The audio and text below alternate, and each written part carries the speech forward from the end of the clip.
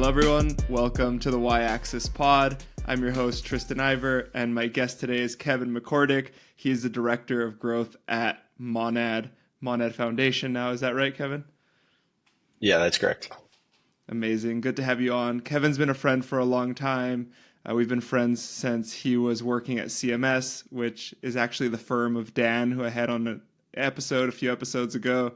So it's been good knowing you for so long in the industry, Kevin, and thanks for coming on today.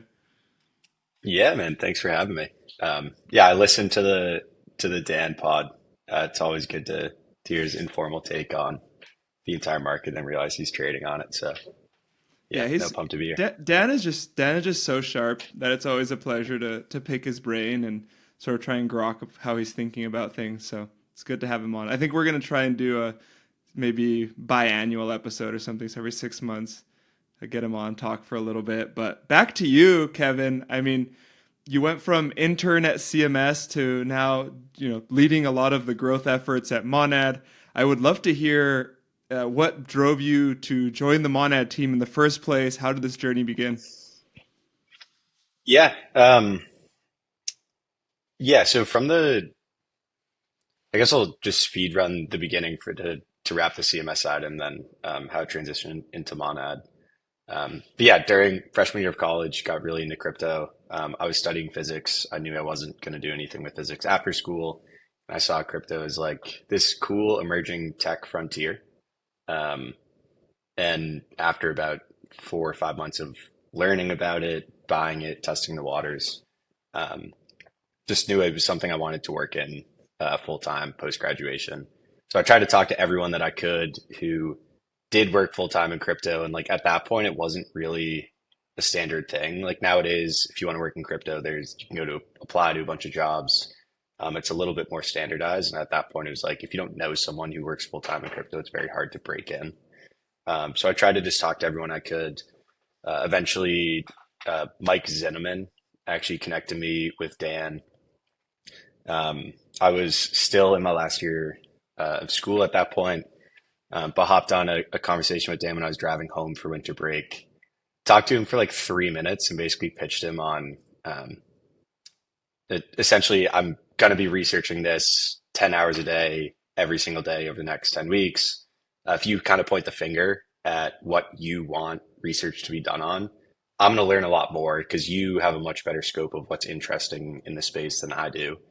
Um, and then I'll just do all the research and like hand it to you for free, right? So kind of a win-win. Pretty hard to say no to that, which was kind of my goal going into the convo.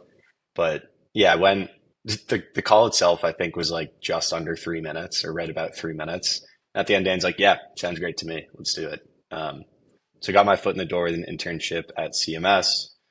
After a month or two, ended up getting a full-time offer to join the team. So I worked on the venture side at CMS for about 2.5 years, almost 3 years. So doing a lot of venture investing, learning how startups in the space worked and operated. Um, and then, yeah, one of the pitches that we got in January or February of 2022 was actually Monad. So I remember Mm. hopping on, like I took the intro call for CMS, Keone, James, and Eunice, basically running through this like PDF of what Monad is. And at that point, it was so far over my head technically. I'm like, I don't know if this is possible to build, but the vision of what they were looking to build was incredibly important if it was possible, right? To me, Solana has basically been my favorite blockchain since early 2021. Like I just saw it as like this is where crypto is going. This is what's important. This is where all the new use cases are going to emerge. And so I was very into Solana, and then kind of saw like if you could unlock all of the resources and collateral that exist for the EVM, right? The standard language that the vast majority of developers use, users were on, at least at that time, and capital is on, and you allow Solana like applications to be built, it would be super important. Um, and then there were kind of two conflicting thoughts in my head. Like one was the vast majority of the time when things sound too good to be true in crypto, like they are, and there's some hack or shortcut, or it's just straight up not a real thing that can be built. Um, But then the other side was like I knew Keone and James's background was super impressive. I in my head I'm like, there's no way these guys who have been crushing it at Jump, incredibly smart for 8 years, are like quitting to go and build this thing without a lot of confidence that it's possible. Um, and yeah, at that point, so I decided to invest in an angel capacity. And then after about 6 months, caught up with Keone again. They had 5 engineers and then the 3 co-founders, and no one that was doing anything on the growth side. Um, and yeah, at that point, I talked to Keone, started um, helping out in like a part-time capacity on their marketing, community building, and then after a few months of that, joined full-time and never looked back. Amazing. I can totally relate to having that first conversation with Keone and having it sort of go over my head a bit in the sense that I knew that scaling EVM was incredibly valuable and incredibly important for the space, but also so many people had claimed that they had solutions for it and they hadn't been able to figure it out. And so when Keone first spoke with me right when he was starting everything, I also invested in an angel capacity, but what will likely end up being one of my largest investing misses ever was that I put in less than a tenth of what I could have put into that angel round. And because of the same thing, because of like, wow, these guys are super smart, but it's such a hard problem, didn't think about it too much. And lo and behold, they've actually pulled off what we'll see when it's in production on Mainnet, but Testnet's looking incredible. And I think just the fact that somebody has looked at a new way to scale EVM is incredibly exciting for me because so much of our space is built around that ecosystem. But before sort of going further down that path, I'd love to hear a snapshot of Monad right now.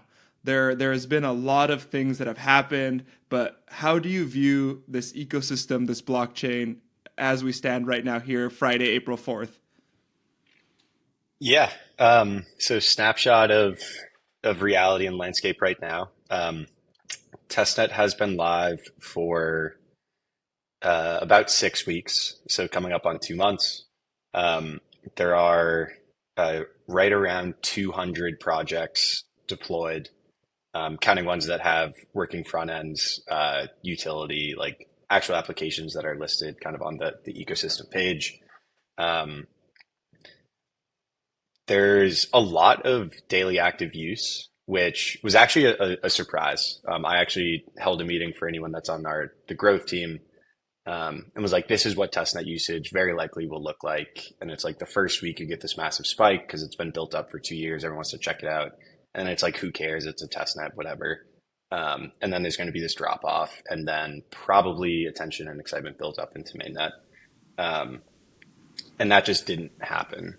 Like if you look at the testnet usage, it's like we have like an initial kind of spike around launch, and then the next week, way more usage. And then, yeah, basically over the next 4 weeks, like consistently staying around like 200 to 300 TPS with spikes in the thousands. Um, yeah, we kind of, the state of testnet, I think, is a reflection on like how we viewed testnet. Um, I don't, I don't know about you, but I've used a few test nets in my life. And very often I go on for like 3 seconds just to like kick the tires on something because I heard about the brand. Um, Yeah, same. and I mean, I think I might have used Solana, but it was already kind of mainnet. They just hadn't branded it to mainnet beta yet. So I don't know if it really counts the same as a full test net. One question I have is, so what were the highest TPS spikes that you guys got to when there were a lot of folks messing around on the test net? yeah, so there's kind of two things you can measure. One for like organic TPS, so we're not shooting a bunch of transactions at it. It's just any outside party that's not Category Labs or the Monad Foundation. Um, those we've seen around 1400 TPS, so like real people making swaps, minting NFTs. Um, we did this initiative called Break Monad, which was like a bunch of Mm. mini games that people could play that would just spam a bunch of transactions. So above 1000 TPS, under 2000. There's been a few times where we do something. Um, for example, we put out a tweet and said, "Hey, everyone, drop your address. We'll send you Bonnet testnet tokens." And when we do that, we built a bundler which basically mass sends to every single address that we scraped.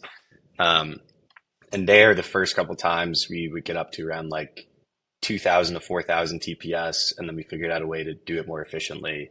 Um, and then, yeah, on sends alone, have got to like 11,000 TPS. Um, we promote 10K TPS like as our number, but we very much look for real transactions per second. So like NFT mints, Uniswap swaps.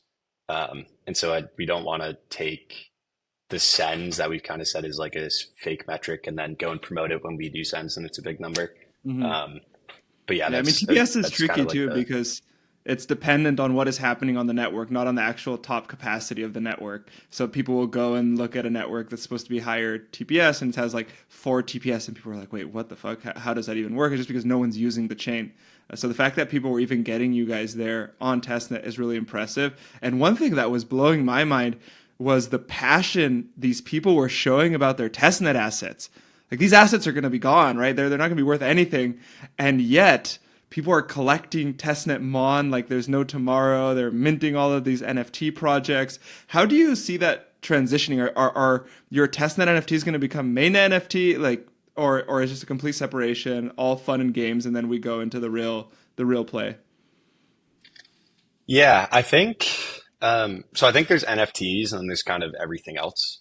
Hmm. Um, yeah, I think Yeah, the NFTs specifically. collecting, yeah, NFTs specifically are really interesting because you've never really had like testnet NFTs that anyone cared about. But there's Hmm. this really strong, passionate community um, built around Monad that have been excited for years now. They have their own lore, they have their own characters. And so once the chain actually goes live, it makes a lot of sense that those are going to come on chain.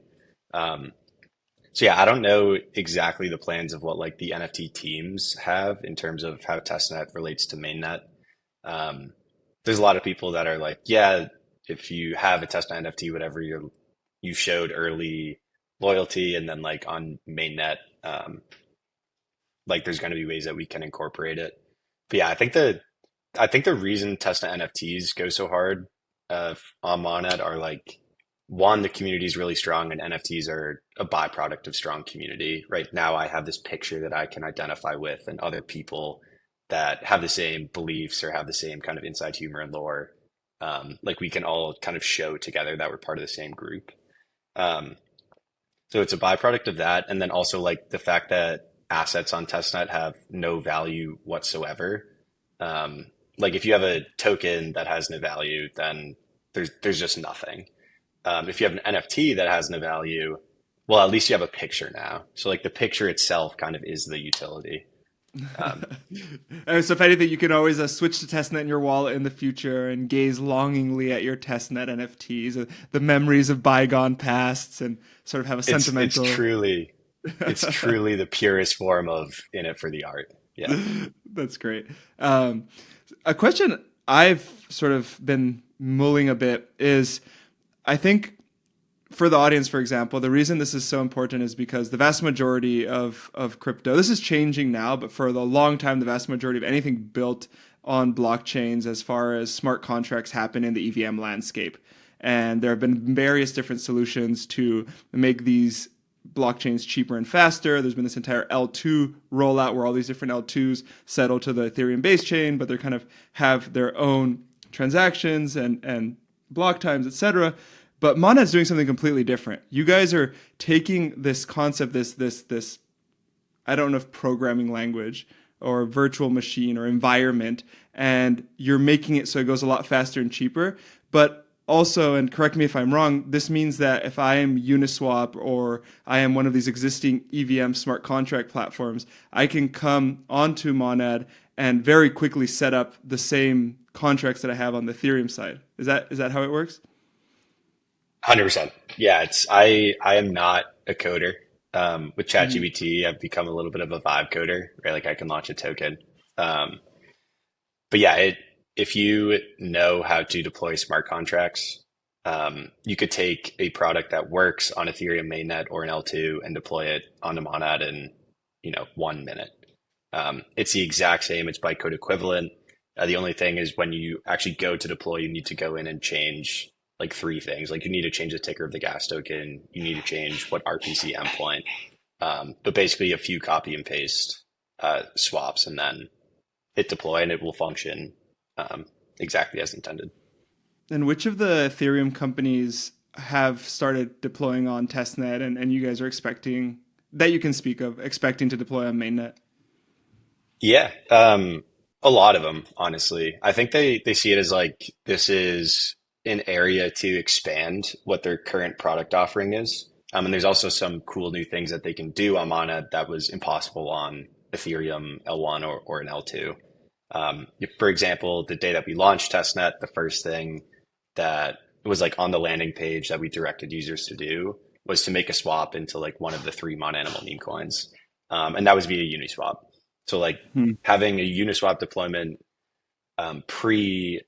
basically like a pre-testnet commitment, and then they're live, everything functions smoothly on day one. Um, that was big, right? I think Uniswap is kind of like the flagship or one of the flagship OG DeFi protocols that everyone knows and understands. So yeah, having Uniswap there day one, everyone has used the app before. It feels very familiar, and it gives that kind of like, oh, it's Ethereum plus type of feel that we wanted users to have.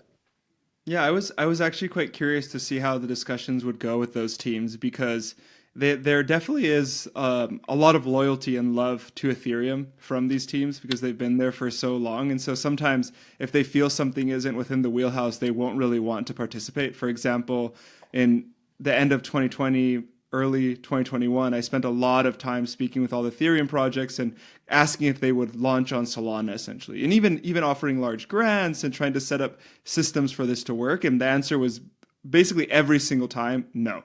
And so to see this different on Monad is pretty cool. And I'd be curious if you have thoughts on why they view it that way versus as a new L1. Yeah, it's a really good question, honestly. There's like there's been this like Ethereum alignment mentality or conversation that has existed for a long time. L2's launching kind of sparked this general framework. Um, but I think there's like people have mental models of how things fit into what they currently know. So like L2 is Ethereum alignment, and Monad is the first time that something is like fundamentally different from that. So you get kind of two camps of people.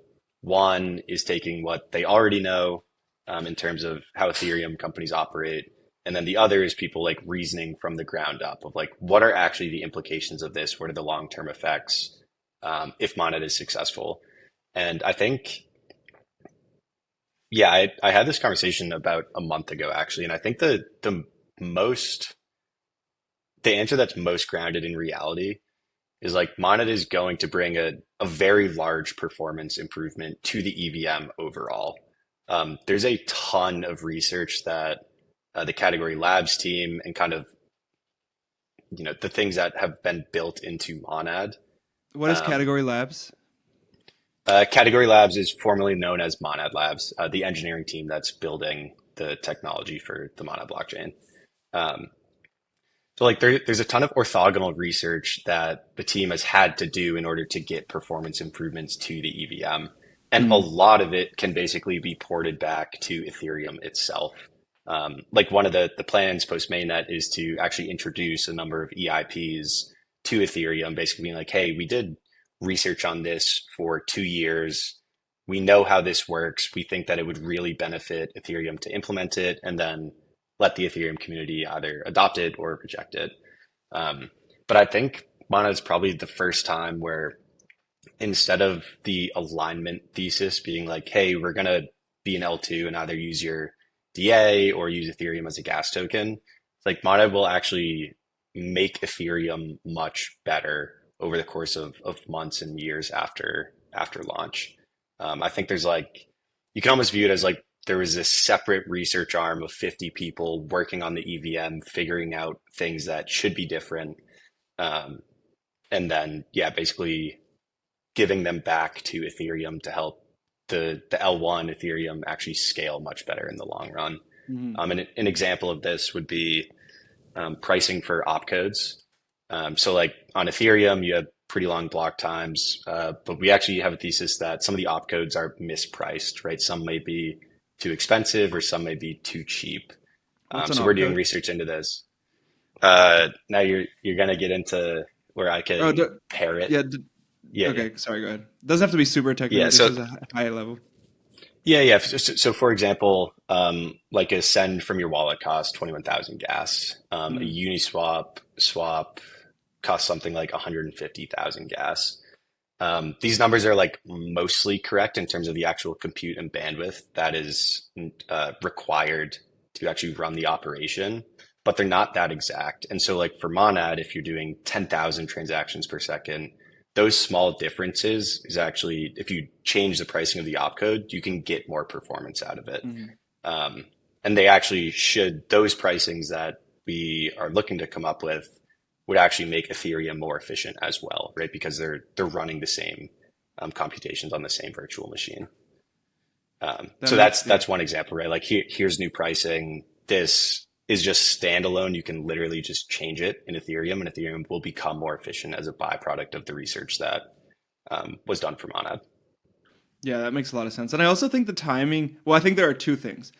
First and foremost, I think there is a lot of FOMO because you guys have built such a strong community and people don't want to miss out on the potential user acquisition of that. But I'll put that aside for now because that's a whole topic I want to jump into. But I think the other part of it is that the timing for Monad's launch or roll into the launch timing is quite good in that, as you said, this Ethereum alignment question has matured a lot. It has been attacked, it has been discussed, it has been disproved, it has been proved depending on people's perspective. And it feels like the conclusion of all that is a much more open minded Ethereum that has been pretty beaten down for a long time and is willing to now try alternative methods through which Ethereum and the Ethereum ecosystem can do better. And so I think that has left people in a more embracing attitude and probably more welcoming to folks such as Monad and what's happening there. Does that sound reasonable to you? Yeah, that sounds right to me. I mean, look, there's a lot of people who care a lot about crypto. I'm one of them. And when you get a large amount of people that have um, very like deep or strong beliefs about what crypto should be about what the ethos, you just get a lot of conflict, right? Like that's just a truth of human nature. Um, and so, yeah, there are certainly people who are like, no matter what, Ethereum is the only thing I'll ever use. I hate anyone who's doing anything that's not Ethereum. I think you have kind of this silent majority in the middle that's like, I want crypto to expand and to work and to like add value to society across the globe. Ethereum has done a ton of research. There's a lot of um, basically collateral that's been built up over the last 10 years that should be used to expand. Um, and like anything that pushes that mission forward, I'm on board with. And so a lot of those people tend to be very open to Monad. We've checked out Testnet. They're looking into the work that's been done. But yeah, I mean, I think at the end of the day, right, there's a lot of work that's being done to kind of proliferate the things that can be done on Monad and just have everyone try it out.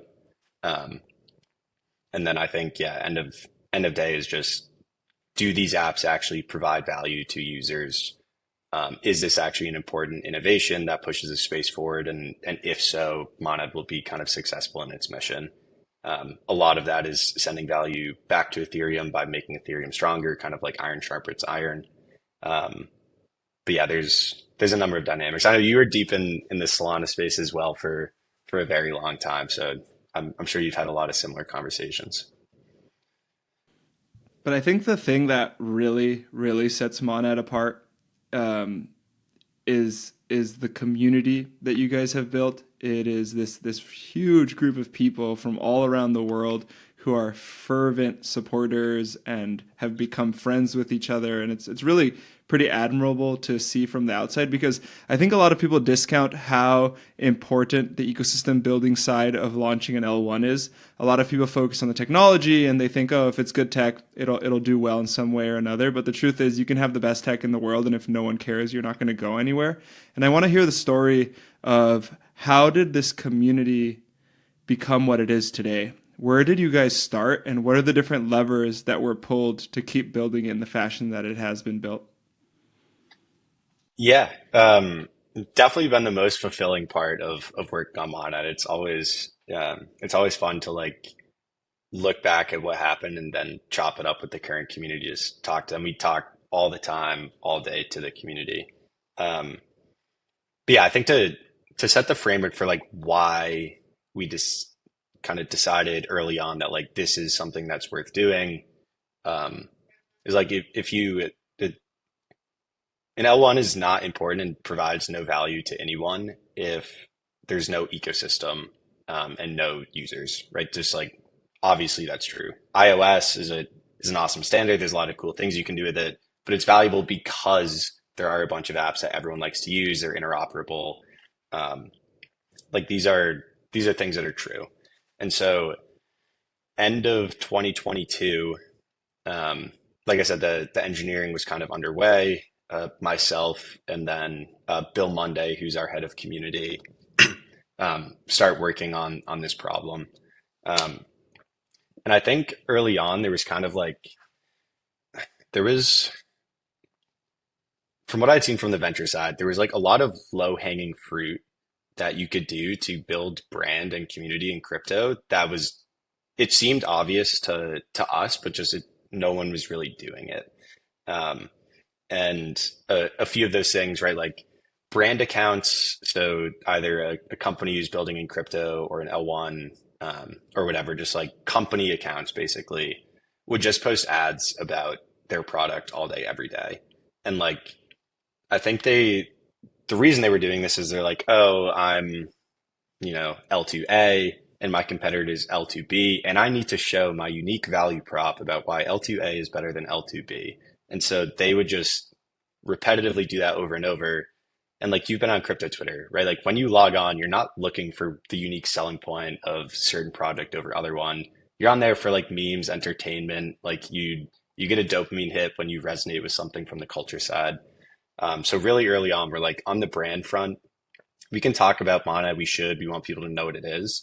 But like the majority of things that we should be posting are like crypto native humor, entertainment. Like these are, there's a broad attention economy and you're actually competing with like influencers and meme accounts. You're not really competing with, products that are building in the same vertical as you. Yeah, because Um, most have no engagement whatsoever anyway. So Right, right. And so that was like a fundamental belief was like the main account should be used for kind of culture and entertainment, and then every once in a while direct to a new product release or an app that we think is really cool. Um, and then on the community front, the biggest kind of low hanging fruit that we wanted to do, um, was like most, or honestly, basically all projects that existed in crypto were like using these questing platforms to like boost vanity metrics, get followers and likes. But really, what you're doing is just incentivizing a bot farm. And like, it takes a lot longer to manually build community for real people.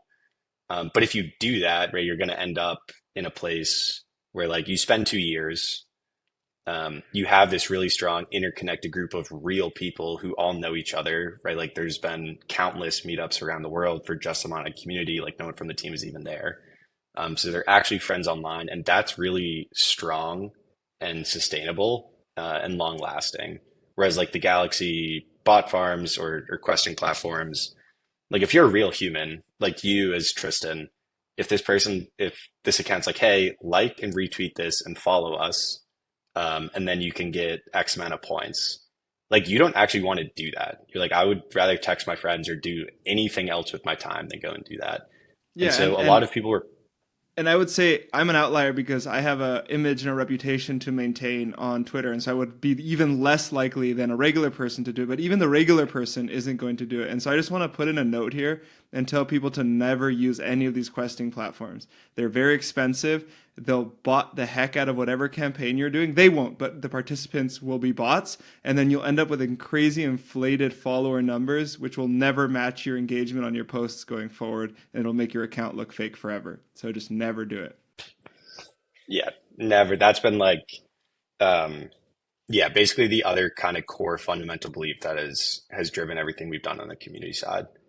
Um, so yeah, I think like the main insight was that instead of like getting vanity metrics, but then like also building community on the side, you're pushing away real people. Like it's actually net negative if there's a bunch of bots that exist and are engaging. Like real people get diluted and then they go away.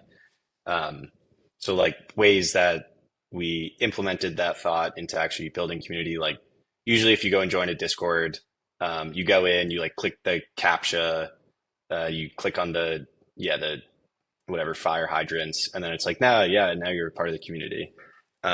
We never had that for Monad. So like there's, for example, we have a newbie chat room. So if you go and join the Monad Discord, you're just put in this room. There's no capture or anything. And we have um, community moderators that sit in the Discord. And like you have to prove to them, like it's like a Turing test. You have to prove to them that you're a real human. Like you can either make a meme or like tell them what you do. But basically like you need to pass the the judgment of a real human to be like, hey, I'm real. I actually am interested in Monad. This is how I found out about it, whatever. And then they'll let you in. So it takes like, I don't know, 2 minutes, 5 minutes.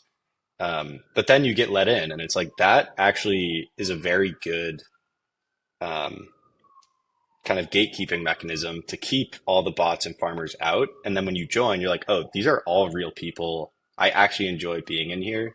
And then you also, something we've picked up on is like, if you join 200 discords, but like you only had to actually try to get into one of them, you're gonna like weight the value of that one higher in your head. You're like, oh, I put in time and effort. Like now I want to make the most out of Well, this. it's And so it's we not found even that just that. retention is much higher.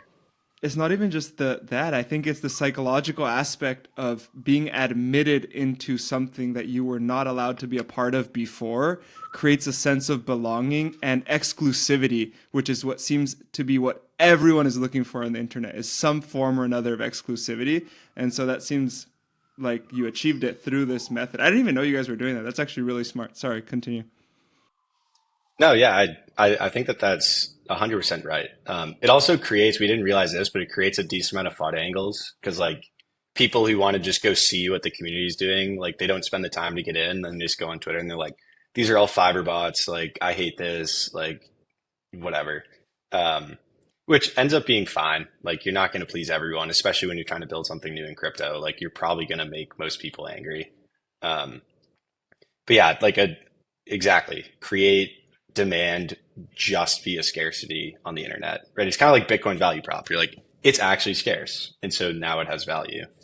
We did it with a Telegram group very early on. It was like, there will only ever be 1,000 people in this Telegram group. And every week we would go in and kick out 50 people who were low performers and add 50 new random people in. And so like early on, it was degeneracy. It was complete spam. But then over time, like are like, I want to be a part of this group.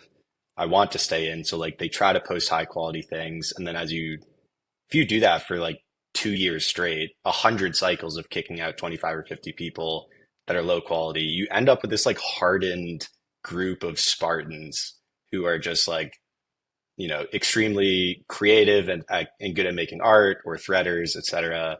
And they want to hang out with other high quality people. So like creating exclusive places that you have to prove and like get admitted into and then stay a part of is also really helpful on the community side. So there's a bunch of other examples, but yeah, kind of two fundamental beliefs, right? Entertainment, attention is very, very important on the internet, but especially in crypto.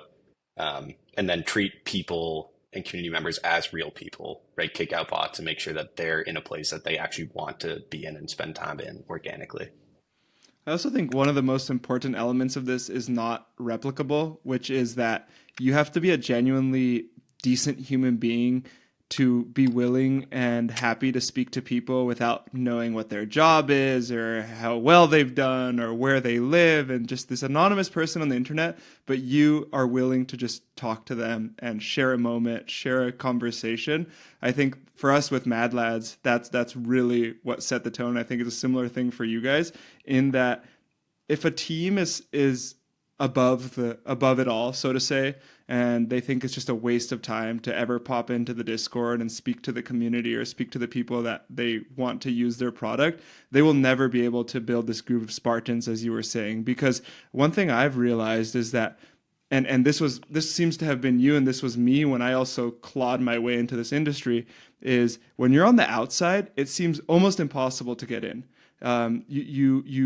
You'd never get answers to anything that you reply to people's tweets. You sort of never really get that feeling of being on the inner discussion or inner crypto net. And having a community that lets you feel that way, I think gives you the best folks that you could ever ask for. So I know that was valuable for us. Sounds a lot as well like it's what you guys have been up to. Yeah, and I got to give Keone an insane amount of props on this side. Um, there is, especially for whatever reason, especially in crypto, you get founders of projects that start to kind of see momentum on their idea and success in their mission, and they just like elevate, feet off the ground, out of touch with the common man. I would say Keone is like a top three person at the entire Monad Foundation for like having one-on-one daily conversations with community members, which is just wild to me. It's because he just like actually naturally is drawn to that, and like it's just something that he really likes to do. But it's become super powerful, right? Like how often can you just like be DMing or hop on a Discord stage where there's 50 people and you're just talking to like the founder of this thing that has garnered a lot of attention and interest. So like one-on-one DMs to people just being like, hey, love the art that you've been doing. This style's really cool. Like, appreciate you. Like, it means a lot. And so it's something that's easy to forget, but I think is actually kind of the glue that bonds everyone together. Like, oh, these people do care about things that are happening kind of within the community. Like, he's plugged into the drama between people in the community and all of that. Like, yeah, I don't know that I've been like, I don't want to say surprised, but like it's crazy to see just happen every single day in and out. So I have a ton of respect for that. How do you guys envision transitioning all this energy that you've created over the last 2 years into Mainnet when it launches? So you have all these people that love you guys. They're paying a lot of attention. They're clearly going crazy on Testnet. How are you guys thinking about channeling that into Mainnet? Yeah, it's a really big thing to tackle. Um, I would say we're being very careful and strategic about the plan. Um, Testnet was actually really good. Like, funny enough, Testnet was a great testing ground to see what will happen. Um, but yeah, I think that basically the idea has been Monad itself as like an L1 or a project has been a lightning rod for a lot of attention and a lot of community members coming in. But at the end of the day, it's like you never actually interface with Monad, right? Monad is the platform underneath, but you're actually using apps or you're using a wallet. And so the user experience for quote unquote Monad are actually just the applications and the ecosystem that you're using daily. Um, and so I imagine like we basically have built up a bunch of potential energy and it sits in this cloud of like general Monad excitement and then directing towards teams that are building in the ecosystem or applications or projects that are doing things that are exciting and maybe only possible on Monad or just have a bunch of natural organic excitement itself from the community. So like the broad answer is basically take the excitement and attention that has existed for Monad and try our best to funnel it into builders and applications, like just funnel it into the ecosystem, right? And Mm-hmm. I don't think I've thought about this a lot actually, and it's like, does that fragment kind of the main calling card of like Monad? Everyone has purple PFPs, things along those lines, and I've kind of settled on like I don't think it does. I think it actually just grows the general pie, it grows the surface area for what people can do and what they can get excited about. And there's a lot of like one of the main things that people will say when they're trying to like discredit or FUD or say whatever about Monad is um, like what are, I don't want to go and join a Discord and talk to people online, right? Like I just trade. And so there's nothing for me to do.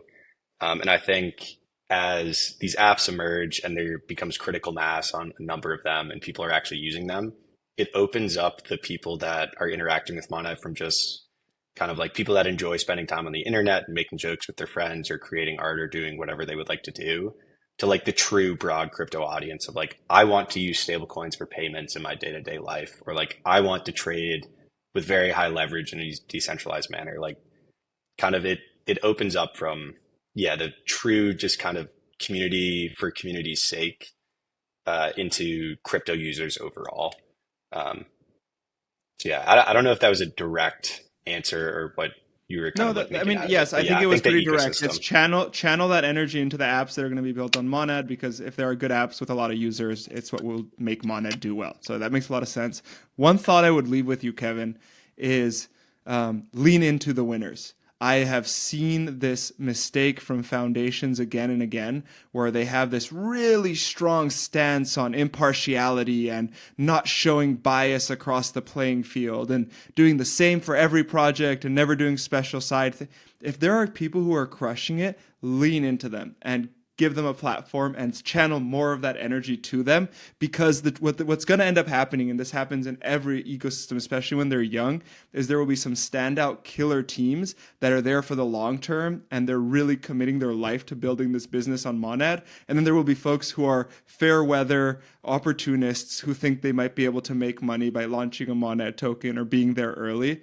And so I would say just be really mindful and thoughtful around that, and don't be scared of leaning into winners, because I think will give you a flywheel that will bring in more winners when they see that, and also will help these guys grow faster than they would otherwise. Yeah, no, really, really appreciate that. That honestly has probably been a topic of discussion more times than anything else. Um, yeah, I think the general idea is like teams that do well on their own and get traction on their own and build a good product on their own, as they start to show signs of success, right? Like working with them and be able to like you don't want to be the starter log for a team, like giving a bunch of handouts or anything along those lines. Like I don't even know what that would look like, but like you don't want to be you want to throw fuel on a fire that's already burning and see how bright and big it can get. You don't want people that come in and they're like, they learned about Monad last week, and then they're like, hey, I need four people from your team to help us get off the ground. Like that can be tough. So I do think that there's Oh, I a don't pretty even mean healthy with that. balance. I mean specifically on the channeling of the community energy into projects, which will end up being Twitter posts, X posts, Discord announcements, Telegram announcements, personal tweets from the employees. In that dimension, not even on the engineering support, grants, funding, purely on this energy, because as you know, that energy is finite.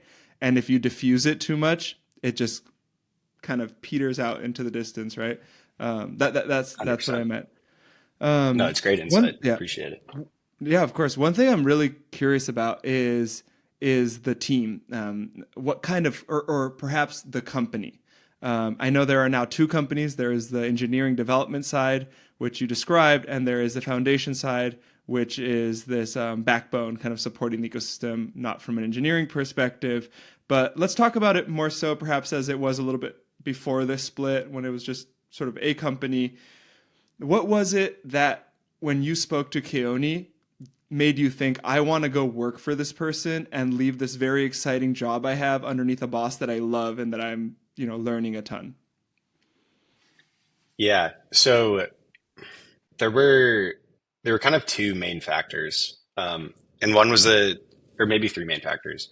One was the technology of what Monet itself was. And it's like, if you paint an optimistic future, this should become blank and provide a bunch of value to crypto itself. The main conviction came from what the Monet blockchain could enable. Um, after working with Keone for a little bit, two things became very apparent.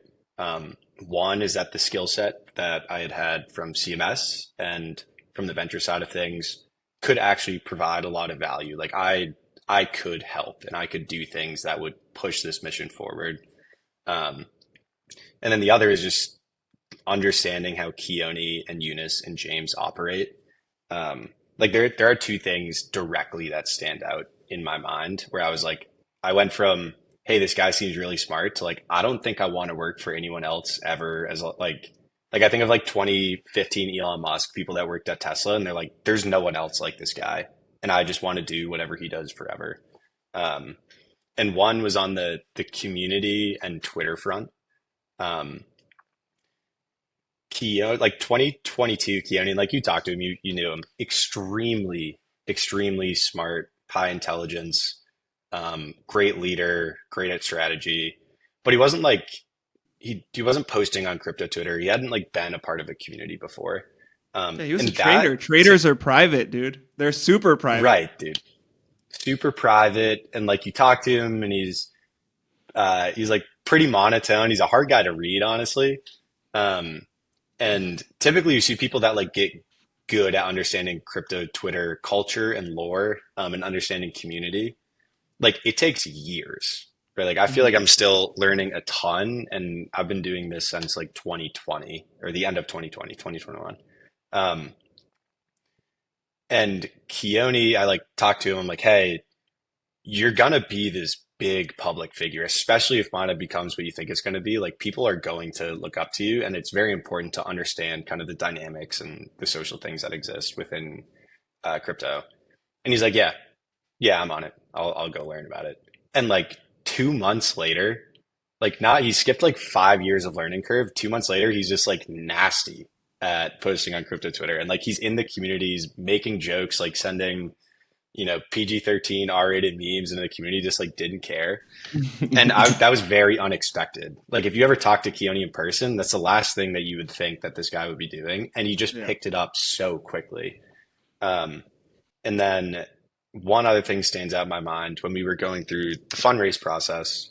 Like I was the only person on the team that had a bunch of venture experience, so Keone and I were basically working hand in hand to do the angel round in Series A.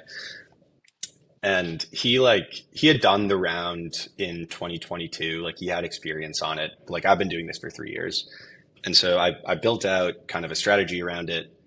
And I sent it to him on a Friday afternoon. And he pings me, like I put 2 weeks into this. He pings me Sunday probably around noon, and is like, hey, yeah, I took a look and made some edits. What do you think? And I opened the sheet and like was mind blown. I'm like, this guy just ran laps around me in a day and a half, and like didn't sleep. He works like 18 hours every single day. And so just like seeing that work ethic and kind of, I don't know, the meme or the saying stands out to me of like a leader is like the dog at the front of the sled, like pulling everyone. It's not the person sitting in the chariot telling them where to go. And he just embodies that 100%. So like it motivates you, honestly. Like the how quickly he learns new things and then um, like implements them and then just like pushes everyone else to be better, not through words, but just through what he's doing, Mm. has been, yeah, like that side. So like I truly believe in a lot of the kind of core ethos of crypto, and I think Mana pushes that forward. I think I could help out, and then just like the leadership team, Keone, Eunice, and James being people that you know I would do anything to work with and for these guys. I feel like I learned a ton, and not as quickly as they do, but yeah, I've been like shocked to the upside every single time he takes on a new task. That's great. That's the kind of environment you want to be in, and it's especially true when a leader leads by example. There's nothing like it, and it really fires you up to be right there behind them. What is the company culture like? How do you describe Monet culture? Because how many people are on the team now, There's about or 60 or people how at the many on Monet each Foundation. team? Okay, foundation. How many are in category? If you had to guess. I so I Yeah, I don't talk to their team as much. I would Mhm. guess maybe 40 to 50 engineers. Okay. Um, Let's stick with foundation then. How would you describe it's still a big organization, 60 people, a lot of people in the office. How do you describe this culture? um, it's a great question. So the community plays a big role in internal culture. Like Hmm. everyone like we have like the big plushies, Mollendak stuffed animals all over. Like that's kind of the one rallying point that no matter what you're working on, like everyone has that in common. You want Um, to touch on that real quick each before you continue? What's Mollendak? I don't know if all the listeners will have Oh context. yeah. Yeah, so there's early on kind of building into the community and marketing is something that's very important in gaining attention and also getting high quality people. Um, One of the things that happened early on was like we had this Purple Pepe mascot. The community went out and created a bunch of their own characters, and then we're just like, why? Like these should just be the kind of official mascots that we push. And so took the community creation, started putting in our marketing materials, and they loved that. Right? Usually if you're in a community, you're kind of like it feels like you're watching a movie. Like you can't impact anything that's happening, but you're just kind of cheering from the sidelines. Um, that was a big turning point where they're like, if we create things and do yeah, if you do things that are cool, like you're actually going to create the culture of Monad. So Mollendak was kind of the first community made animal. It's like the OG mascot. And then we started making like big plushies of them. Like they're basically the average one's like a stuffed animal that's like a foot long. Yeah, We have a I have massive one. one that's like 5 feet long, 100 pounds. Yeah, it's enormous. Um, but yeah, they're just animals created from the community. That's kind of all over our marketing material and brand. Um, so yeah, that side of things, that kind of energy sticks with everyone. I think there's a lot of um, like the having a shared mission and then working extremely hard to achieve it is also true across the entire company. And again, I think that that comes top down from Keone and Eunice, just like leading from the front. I Nobody works as hard as those two. Um, and then it's like when you see that when Keone is posting at 2 a.m. and like you logged off at 6, you kind of like want to follow his lead. You're like, this is how important it is. He's showing through action. I want to be able to do that as well. Um, so I think there's a lot of like ambition and hard work built in. And then there's almost like subcultures within each team. So like on the growth team, for example, something I talk about all the time is like, if you look at companies as they get big and kind of become corporatized, they lose like the creative spark and they just start posting. Like you can tell when a large company puts out a tweet, you're like, that definitely went through compliance. Like HR had a say in this. Like it had to go through 10 filters and it comes out and it loses the special side of it. So we have this saying on the growth team. It's like protect the cook. Like the integrity of the cook is everything. Like coming up with funny stuff in a group chat is like that is the optimal strategy. And anything that tries to impede on that, you basically have to block out. And so there's a lot of that on our side, like making sure you stay creative and fun. Like it's very if it was a super serious work culture, it's very hard to then just like, oh, I'm gonna be funny and creative now and actually just come up with things, right? Oh Like yeah, yeah, yeah. Oh yeah, it's it all born organically. People think you plan these things strategically day over day, and it's like it comes from conversations and shit posting. The best ones do at least. yeah, I actually probably my number one piece of feedback that I is hard for me to implement is like, hey, can we see what the plan is for like growth or posting for like the next 2, 3 weeks? And I'm like, I wish I could tell you because a lot of it is just like come up on the spot. You're like, this is the meta for the day and this is what we're going to put out.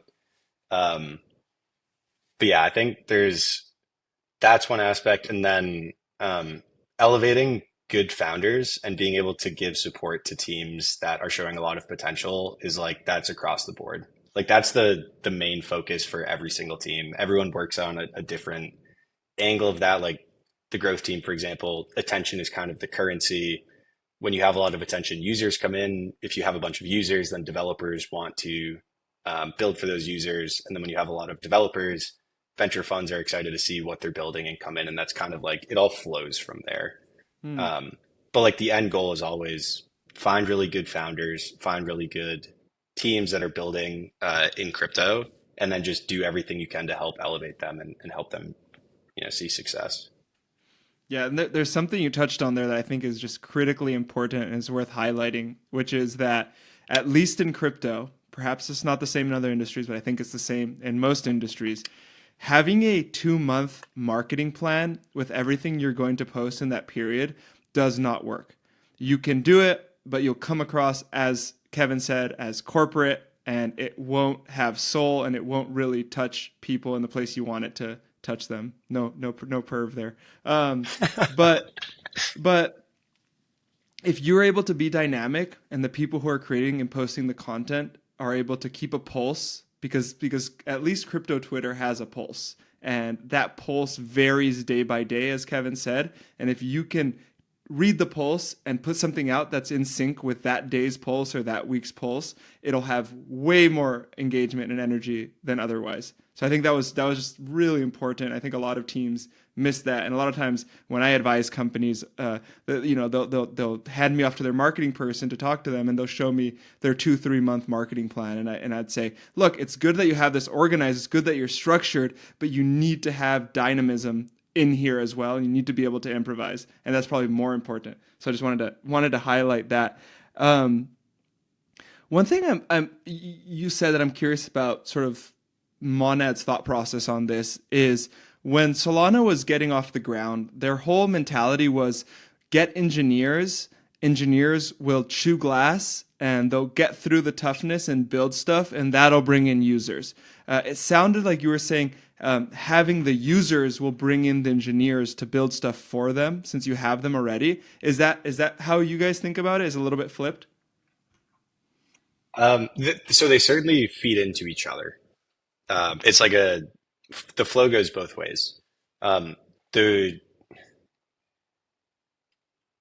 the reason I put the flow as attention to users to developers, um, is because one, I've been talking about Monad for 2 years without a product, right? So like Mm. people can't actually come in and use apps. So you kind of have to start with the thing that makes sense at your stage. Mhm. Um, I think over time, right? So like that was pre-testnet. During testnet, you get similar flows, right? Like because a lot of people are building on testnet, developers see it as kind of this green pasture that they can come in and settle, and there's going to be users. And then I think in post mainnet world, the flow is basically even between the two. Or honestly, developers and products are obviously what's going to drive users. Mm. So like if there's a product I really want to use, I'm going to go there to do it. So I think it's just the nature of the stage that Monad has been at. Um, one of the things whenever I talk to a team on like their marketing or kind of staging out their roadmap, um, it's really important not to copy and paste what someone else has done. Like look at something that's successful and then backfit, because the reasons that they made the decisions that they did that led to them being successful are probably different from what stage you're at. So like for Solana, that did make a lot of sense because they were on mainnet and basically were like, we need some applications to come and get people excited about this. For Monad, given, you know, every single thing that goes into judgment and decision making, um, we have a decent amount of attention. There are a ton of users that are coming in. And like the main thing that developers are looking for, there's kind of two main things that most people who are building in crypto want or need. Um, want or like they want to de-risk basically. One is Mm. like, is anyone actually going to use this? Am I ever going to get feedback on my app, or is this just going to be dead in the water? And then two, am I going to like either have the resources or funds to actually scale this thing up into what I envision it to be? And so basically de-risking those two things that's the goal of testnet right now. There's a ton of people that come on directing energy. So anyone who like is building something that they think is cool, um, helping to elevate them and get them to a point where maybe 10,000 or 20,000 people came on and used their app, and now they actually are getting user feedback, and that allows them to grow organically. Mhm. Like Fantasy Top is an example. They came on.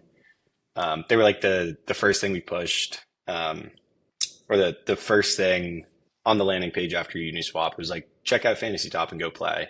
It was like just by having it there, they ended up getting like 240,000 unique users. And then last week during their sign up, they had 180,000 people that were still playing the game 6 weeks later. So like retention is very high. And I think that that's something that, yeah, if you're building a project, like you want that, right? Like you want a lot of people kicking the tires on what you built and saying like, hey, this is awesome. I love this part of it. And this part stinks. This is how you could potentially make it better. So trying to strengthen that feedback loop and make sure everyone is testing out a bunch of different apps is, yeah, kind of crucial to that. I know that the Monet Foundation is mostly in person. You guys work together from an office. Would you say that has been an important part of everything, or it doesn't matter if you work in person or remotely? Yeah. So maybe 40-ish% of the total team is in person, which is like a big Nowadays, that's a percentage lot. for, That's like an right. in-person team nowadays, to be honest. Right. Yeah, and as far as crypto goes, like that's an incredibly high percentage. I love it, right? Like it's just way more fun working next to people in person. Like I'm actually picturing the picture of you guys at the backpack team, like everyone working out of the office. Like there's a lot of communication that is done not via just text in Slack that is very conducive to brainstorming, to idea generation, to like basically coming up with the best possible ideas. A lot of the time Yeah. that happens in person. Um, and so like Wednesday and Thursday, anyone who's close to the office, it's like encouraged to go in on those days. And like those are hands down my favorite days of the week. Because like, I don't know, the engineering team could be working on something that like they want input in, and like they might not ping me on Slack, but because we're just eating lunch together, right? Like the idea comes up like, hey, we can make this 10 times better if we just put a tweet out in 2 days instead of 2 months. And then like it helps their process. So I think the cross Mhm. pollination in person is like, I really enjoy it. It kind of, I don't know, we talked about leading from the front, like actually seeing the person sitting right next to you doing all the things that they're doing is motivating. And yeah, I think it's, I would recommend it. It's obviously impossible for a lot of people. Like most of the foundation team is remote, or there's a few people in their area and they work in person together. Um, but yeah, it's been that side's been a blast. I wouldn't trade that for anything.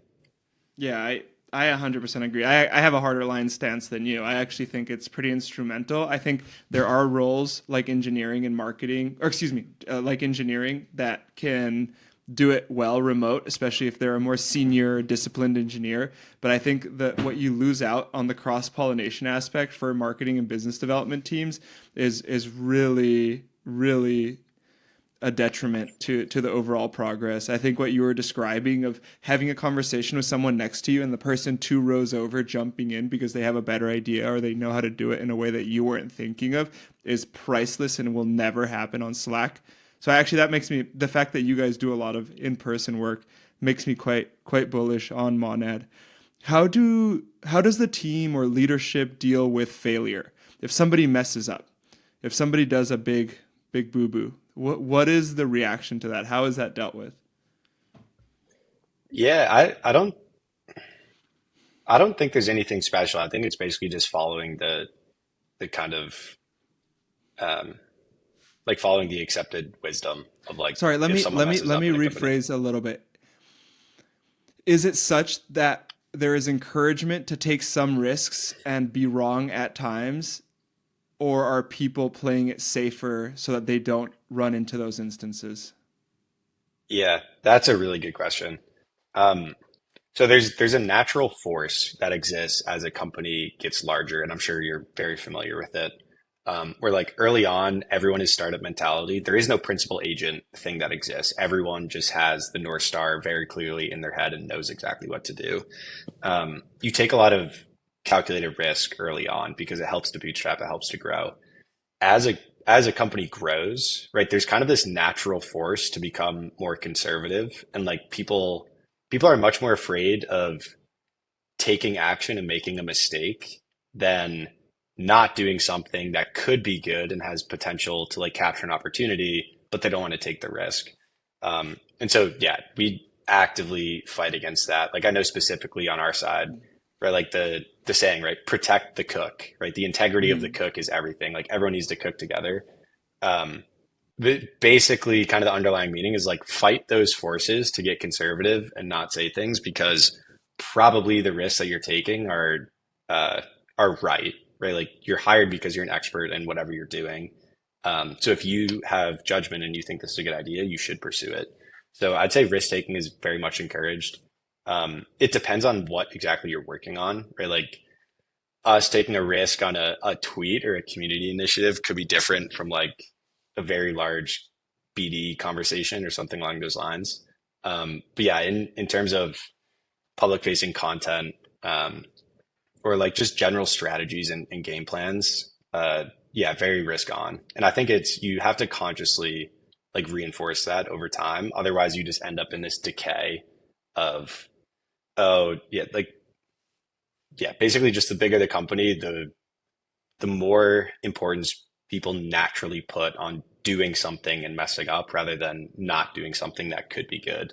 And I think the the good things that come out of grabbing new opportunities is like 100 times bigger than whatever the risk is that you're taking. And so like, yeah, you basically just need to push on that as much as you can. There's a lot of things that like if we weren't going to take any risk, Mana would be nowhere near what it is today and like would be nothing like it. So yeah, we'll keep pushing the envelope on that side for sure.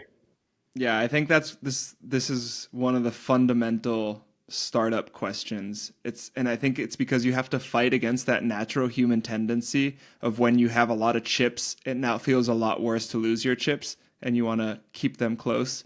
And instead it seems that when you have more chips, you actually have more shots on goal and you should take as many shots on goal as you can because basically a startup is you die or you survive and it's like a true survival thing versus oh am I better off or worse off because I have less chips. So I totally agree with your take there. I want to go back to the culture thing for a moment. You described a couple components. You said that the community has generated a lot of the culture that you feel within the office, and there are different subcultures within the teams because that's where a lot of the conversation happens within each team. But how would you describe the people of Monad? How would you describe your colleagues? What is the feeling you get when you see somebody you work with? Yeah. I so there's kind of two things that come to mind. One is like when you have a kind of deep shared mission with someone, it's very easy to bond with them, right? Like when the biggest thing that's important to both of your lives is a shared thing, like that just creates conversation opportunity to bond with people that you never would get if you didn't have that thing. So it is very collaborative. Like I am, I think I'm friendly with every single person at the entire foundation, but like typically you probably work with a team and you think, oh, uh, like the growth team all hangs out, they talk all day, every single day. Like those are going to be their best friends. And like I think of some of the guys on the quant team or the eng team or the eco team who like are actually my best friends that I talk to all the time. And so I think that is just like a really strong force that is good to lean into. Um, the other is that like very early on, the mentality for hiring at Monad has been like only hire someone if they are the absolute best at what they do. Um, which like when we were getting slammed and like the amount of inbound we couldn't possibly handle with our team size and we had to scale. And we're just like not hiring people because of, one or two things that didn't seem right. I'm like, maybe we should Mm-hmm. just fill these spots because there's a lot of things that we're missing on. But like I think, yeah, over the last, 2+ years, being steadfast in that has led to a team of like only A players basically. And so when someone is working in a specific division, like I'm confident that there's like no one who could do their job better than this person. And like there's a lot of kind of admiration or respect that comes with that. And I think it's mutual and everyone kind of understands that and feels that. And I think taking the slow road of hiring in that manner actually creates a lot of like internal trust, Mm. which has been fundamental too. Because like if I know that this person passed all the interviews and it was very hard to get the job that they were going for, and there were thousands of other people that wanted it, I'm like, I know that this person is going to do an incredible job, and so I can trust them to execute on that. And so like high level of trust and respect, along with kind of like the community shared vision bonding side is, I don't know, that's like the big mixing pot of what I think about when like I'm going in the office to work with some of the folks. What do the next 3 months for Monad look like? Gearing up for mainnet. Um, there's I remember when we were launching Testnet, and like it got pushed a few times. The reason it was getting put after the tech was like completely ready. The reason it got pushed is because if you haven't launched a testnet or something like that before, there's a lot of kind of unknown unknowns, and the only way to figure those out are by like going forward, doing them, and then realizing, oh wait, we actually need to do X, Y, Z as well. Um, and so I think the mainnet launch, even though there's still a few things that need to go in on the tech side, like basically you start pretending or like in your head tricking yourself into thinking mainnet is in 3 weeks. And from there, hey, what are the things that we're missing? Like we need to basically go to a successful mainnet and then reverse engineer what needs to be done to get there. Um, so that's the main thing on my mind. There's a ton of things that go into launching mainnet. Like um, I don't know. I think about all the kind of commenters or people. I forget. I can't remember if it was Chamath. If it was Chamath, I'm going to be embarrassed to quote him. But he's like the people in the arena. Like you're in the arena trying things. Like there's not a lot of people who have worked on launching a mainnet, but there's a ton of No, people who that's comment the on man it. in the arena. I think it's Roosevelt. Yeah, yeah, Fact check me, but I'm pretty sure it's Theodore Roosevelt who wrote the man in the arena. right. Yeah, and it was Don't worry, it's initially not Roosevelt, Chamath. and then That's I a better think quote than Chamath. way better, way better. No, I think Chamath took it and like used it on a podcast and then got memed to death for it. But yeah, I think there's just like a ton. There's a ton of coordination with outside parties, um, getting everything set internally, resources that need to be created. Um, and so yeah, the next 3 months are basically we're sprinting to mainnet readiness, and like we have a very good idea of what needs to be done, but also maintaining in the back of your head, like you probably only know 80% of the things that actually need to happen. And like the only way you're going to figure out what those next 20% are is if you're executing on the 80% and then figuring them out along the way. Mhm. Um, so yeah, I think there's a bunch of other things, right? Like making sure teams that are deployed on testnet are ready for mainnet. They're getting feedback on their app so that when mainnet launches, it's as in a good a state as it possibly can be. Still attracting new founders and developers. Like testnet launch honestly unleashed like a tidal wave of interest from the developer side, because I Mhm. think Monad, and I fully understand it, but like for 2 years, Monad was basically, oh, it's this fast EVM L1, and I've heard about it because I saw like some tweet with a purple Pepe, but like whatever. When it launches, I'll go and check it out then. And so I think testnet launch making a lot of noise. Developers are like, oh, this is a real thing now. I can go check it out. And then the feedback we've gotten time and time again was, I went and deployed on testnet and was blown away at the performance and then the amount of people that wanted to actually come and use the thing that I built. Um, and so I think, yeah, there's kind of the top of funnel, the general market realizing what Monad is, and then wanting to come and build on top of the platform, for a number of reasons. And then, so like making sure that we're as efficient as possible on that side of helping teams that need support, and then all of the things that need to happen from the foundation side to launch mainnet. But yeah, it feels like the testnet felt like a sprint. Like there was 6 weeks Mhm. straight of like 7 days a week, 14-hour days, just grinding everything out to get there. And so, mainnet's going to be much more of that. So yeah, gearing up for that. Which to listeners may sound crazy, but there's actually so much joy in being in an environment that forces you to work that hard because it means there's true demand for what you're building. So it's actually a really special feeling to be at a startup where you end up with periods like that. Even though it sounds terrible, it's not terrible. It's exciting as heck.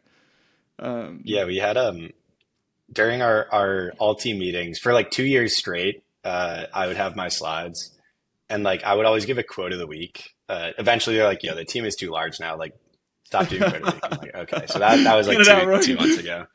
Yeah, but the last one I did was right before Testnet launch, and Mm, it was "Pressure is a Privilege." But I'm gonna forget her name. She's this famous, awesome tennis player. mhm. But yeah, pressure is a privilege, right? Like if no one cares about what you're doing, um, you don't feel any pressure, but there's also you don't feel any fulfillment or gratitude when you do it. So like everyone on the team felt a lot of pressure. Everyone was working hard, and like there's stress involved in that. But like flipping the mentality to like, there's only pressure because what you're doing is important. Like it just drives a lot of motivation and inspiration for everyone involved. So yeah, lot of pressure, a lot of privilege coming up on the Mm. launch here. So yeah, just feeding off of it and using it to get better every day and create the best possible product we can. So, Kevin, under intern on X, you're a very prolific poster. You have had many banger meme videos across the years, but generally you're just known as a good poster. How do you approach that? How do you think about X? How do you engage with your followers? Yeah. I honestly, I give a lot of credit to Dan at CMS who runs the at CMS Holdings account. Um, because like the initial energy that you create when you're like starting an account tends to be what you go with forever. Like it's very hard to just change what you post. Like if Kobe started instead of shit posting was like giving super serious takes on like food swaps, right? It wouldn't make any sense. Um, and so Dan set a culture at CMS that was like uh, incredible. I almost liken it to Dave Portnoy at Barstool because he's like, I don't really answer to anyone, and I can just give my unfiltered opinions and thoughts and post whatever I want. And so, kind of drafting under him, I adopted a lot of that mentality. I think, um, but yeah, a lot of people like founders or just people who are interested in crypto will ask about growing on Twitter, like what that process is like, and kind of I go to the Scott Adams skills stack a lot. For people who are unfamiliar with it, basically it's like if you put this pressure on yourself to be like the number one sprinter in the world, right? There's only one person, and it's like if you're not 0.00001% at what you're doing, you're not going to be the best in the world. But if you take like two or three things that you're pretty good at, you're interested in, you have a natural talent for, and you combine them, you can become the best person at that combination. And Mm. so, like, figuring out the things that you like doing and that also kind of provide value or entertainment to followers, I think is the key. So, like, early on, a lot of like I would watch Up Only religiously, and like my account was intern. So, like, what do interns do? They take notes. Like, it's kind of on brand. And so I would take notes on all of the Up Only podcasts because I wanted to learn from the guests and from Kobe and Ledger, and then I would post them.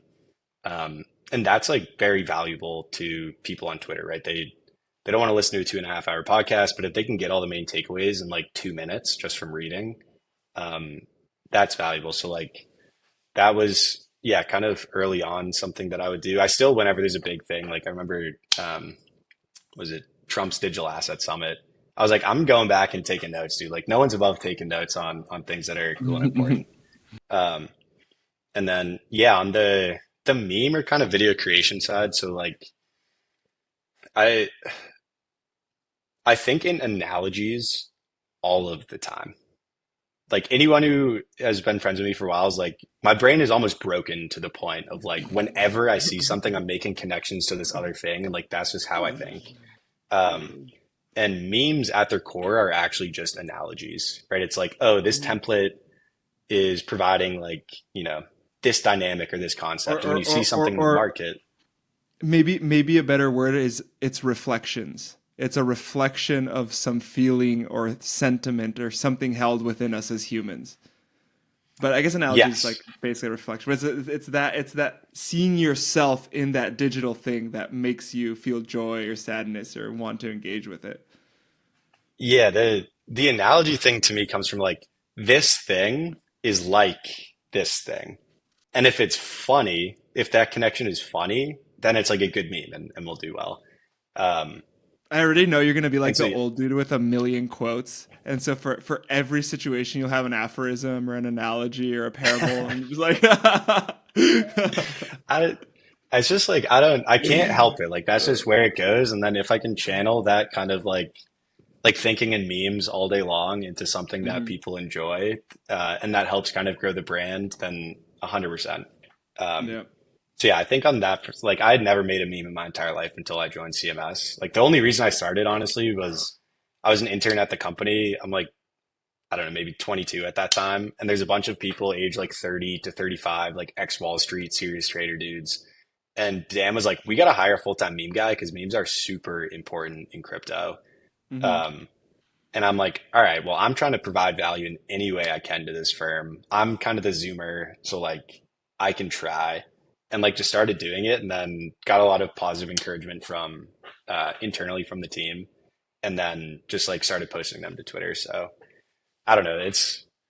It for better or worse, it is an important thing in internet messaging um, and internet growth. Like Mm. if you go on Twitter, it's the entire thing's memes. And like if you go to big pages on Instagram, like unless it's some TikTok dancer, it's like all meme pages. And I think it's because of that, like it's like the humor of the internet is like drawing a connection of this current event that's going on and saying it's like this other thing. And like if it's funny to compare the two, then that's where the meme goes. But yeah, I don't know. Kevin, I my oh, sorry, go ahead.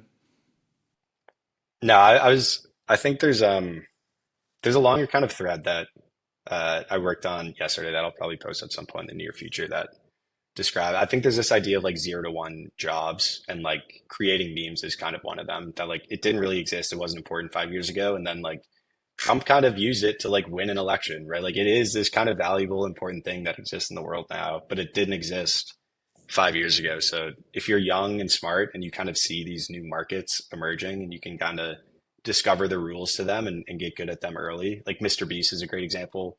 YouTube wasn't really a market. He just became the best at it. He learned all of the rules. He got all the best people in the world behind him.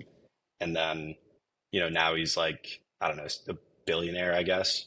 Like there's a lot of opportunity in diving into things that you see as influential or important or valuable and trying to learn all the rules to the game. My final question for you, and I think it's pretty pertinent because we both have that same experience of sort of clawing our way into the space and figuring out a way to work in it. But what would your advice be for maybe younger people? So folks that are just graduating college, going to college perhaps to join the crypto industry. What are things they can do to get in? Mhm. Yeah, I think there's a few things. So maybe I'll just hit on the obvious ones. Be a crypto user. Try to get as crypto native as you can. Like use apps for the sake of using them. That experience is going to be really important. You talk to a lot of people who work in crypto who you can tell just are not users of these things, and it holds them back, and it can actually make you look silly if you have opinions on products that you don't actually use. So use crypto first and foremost. I would publicly write about your thoughts. Um, if like regardless of what it is, like do something that you're building in public. If you can build a Twitter account that gets a good following, that's going to open a ton of doors for you that just otherwise wouldn't be there. I think that like, or even like a blog post or writing articles, like that will act as your resume and be way more important than when you went where you went to school or what your GPA was. Um, so I would start to build up a list of kind of thoughts, maybe takes on new products that come out. Um, yeah, and then there's kind of two paths in crypto, and it's pretty similar to like buy side or sell side in traditional finance. Buy side being like you're either actively liquid trading these markets or doing venture investment, and then the other one is like you're building a product that you're trying to take to market. Um, I my advice would actually be if this is super generalized, so I wouldn't. If you're listening to this and you are a young person that's looking to get into crypto, like if you think this doesn't apply to you, then like throw it out. But I think that if you can go to the buy side sooner, it's actually really valuable. You get a lot of really valuable insight. And so like working on the venture side, I just saw thousands, like probably 1,500 or 2,000 pitches over the course of 3 years. And you get a lens for like why the market might value something, why people are building something. You get kind of this holistic overview of the market, and then The you can figure bullshit out where you meter. resonate. We have great Yeah, bullshit meters. right. Yeah, you develop your bullshit meter, and like you kind of by getting that many reps at looking at something, doing analysis, it's really helpful. Research, being a research analyst is also a good way to do this. Like just figuring out things that you're curious in, and being able to work, like think about them and work on them all day, every day is super valuable. So I think like you want to get perspective, and then once you have perspective, dive deep on something that is meaningful. And I am kind of projecting my own path onto this. Like I did venture for just under 3 years, kind of understood what a good venture landscape looked like. Saw Monad, was like, this is it to me. And then I want to take the jump and go to the builder side. So regardless of where you start, I would try being on both sides. You're just going to have this perspective and knowledge that most people don't have. Um, but yeah, maybe that's more like a 5 year path. But I don't know. Use the products, write about it, put things online, and try to meet as many people as you can that are willing to help you. Because, like I said earlier, crypto's more standardized now. It's still absolutely a game of like, hey, I met this kid and he's really smart and we should hire him. And like the vast majority of good stories and good opportunities that you hear that came out of crypto, like start like that. Hey, I met this guy at a conference and he seemed great and like he wants to work here and we should definitely hire him. So get out there, try to meet as many people. Don't do like cringe networking type stuff. Like be respectful, but yeah, meet people that are working in the space, learn as much as you can, use the apps and try to write about it online. Thanks for sharing, and thank you for coming on the show, Kevin. It's good to see you as always. Yeah, dude, thanks for having me. Always great to chat, Tristan.